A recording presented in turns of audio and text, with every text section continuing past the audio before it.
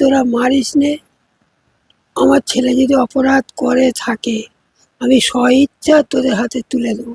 ওটা হিংসা করে ফাঁসিয়েছে যে আমি তো মরেছি, তোদের নিয়েই মরবো। সে আর সময় দিল না, একেবারে শেষ করে দিল। বারুইপুরের নাবালিকা ধর্ষণ খুনের ঘটনার পর জনরোষে গণপিটুনিতে প্রাণ হারান ৩৪ বছরের ইন্দ্রজিৎ মণ্ডল। ইন্দ্রজিৎ পেশায় অটোচালক। মঙ্গলবার বারুইপুর গিয়ে মুখ্যমন্ত্রী শুভেন্দু অধিকারী ইন্দ্রজিতের পরিবারের সঙ্গে দেখা করেন। মব লিঞ্চিং করে যাকে পিটিয়ে মারা হয়েছে ইন্দ্রজিৎ মণ্ডল, উনিও ইনোসেন্ট। পুলিশ আমাকে যা বলেছে এটা আমার কথা না, তার পরিবারের সঙ্গে আমি মিট করেছি, তিনিও জাস্টিস পাবেন। শার্ট, প্যান্ট, ব্যবহার করা জিনিসপত্র সবকিছুই গুছিয়ে রাখা ঘরের কোণে, শুধু নেই ইন্দ্রজিৎ। অপরিসর ঘর, লাগোয়া মুদির দোকান। বৃদ্ধ মা বাবাকে ভরসা দিতেন ইন্দ্রজিৎই। মুহূর্তের মধ্যে থেমে গেল পরিবারের একমাত্র রোজগারের সদস্যের জীবন। ছেলেকে হারিয়ে তাই বিচারের আশায় মা। কি হয়েছিল ইন্দ্রজিতের সঙ্গে? কোনো কিছুই হয়নি, কোনো কিছুই হয়নি। সকালবেলা কটা লোক এসে ঘুরে ঘাড়ে গেল, তার অনেক কিছু লোক বেলার দিকে গেল। সকালবেলা ওই ছেলে ওই ঘরে বসেছিল, তা বললে তোমার ছেলের সঙ্গে ও অত ভিড়েও যেতে চায়, একটা ভয় তো আছে। তা বললে কি দরকার, তোর বাবা বললে তা আমার ছেলের আমি দিচ্ছি, আমি বার করে দিচ্ছি। দেওয়ার পর একটাই কথা বলেছে যে তোরা মারিস নে, আমার ছেলে যদি অপরাধ করে থাকে আমি স্বইচ্ছা তোদের হাতে তুলে দেবো। সে আর সময় দিল না, একেবারে শেষ করে দিল। শনিবার দিনকে কোথায় ছিল? আমার ইন্দ্রজিৎ কোনো দিন রাত্রে বাইরে রাত কাটায় না, ঠিক আছে। ও অটো চালায়, একটু ভীতু, খুবই ভীতু।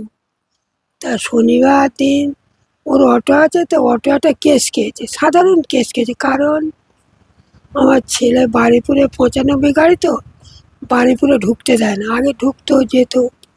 আর বারুইপুরের যে এদিকে ভিআইপি রোড না কি বলে, ওই ধারে গেছে। বলে এই দাঁড়া, তোর লাইসেন্সটা দেখি আর তোর গাড়ি নাম্বারটা না কি নিয়েছে। যেমন মন মেজাজ খারাপ, একটু ভীতু মতো তো, মন মেজাজ খারাপ বলতে মা গাড়ি কেস খেলাম, তা যত টাকা লাগবে আমি খেটে তোমার দেবো, টাকা দিলে কেস তুলে নেবে। বিক্ষোভের সময় ও কি ওখানে বিক্ষোভে গিয়েছিল? ওই আমাদের এখানে দুটো ঘর, উপরে দুটো নিচে দুটো ছোট ছোট ঘর, ওই ঘরে বসেছিল। বসে থাকতে অত লোক দেখেও ভয় পেয়ে বার হতে চাই, যেটা চাইনি। বলে আমাদের কাছে দাও, দুটো কথা বলবো, জিজ্ঞেস করে নেব। সেই মুহূর্তের মধ্যেই এখন যেই বাইরে এনে দিচ্ছি, বাঘের মতো পড়ে সে আমাদের স্টেশনের রাস্তায় নিয়ে গেছে, হাটে নিয়ে গেছে, নিয়ে শেষ হয়ে গেল। তা ওরা ঠান্ডা হয়ে গেল। কারা নিয়ে গেল সেটা কিছু জানতে পেরেছেন? মানে তাদের চেনেন? জানি না, ওই আনন্দ চিনি, আনন্দই বলেছে যে তোরা ইয়ে কর। আনন্দের বোধহয় ধরতে গেছে নাকি জানি, এখানে বাড়ি তো বলেছে এখানে এসেছিস কেন, ইন্দ্র তাঁতির বাড়ি জানা।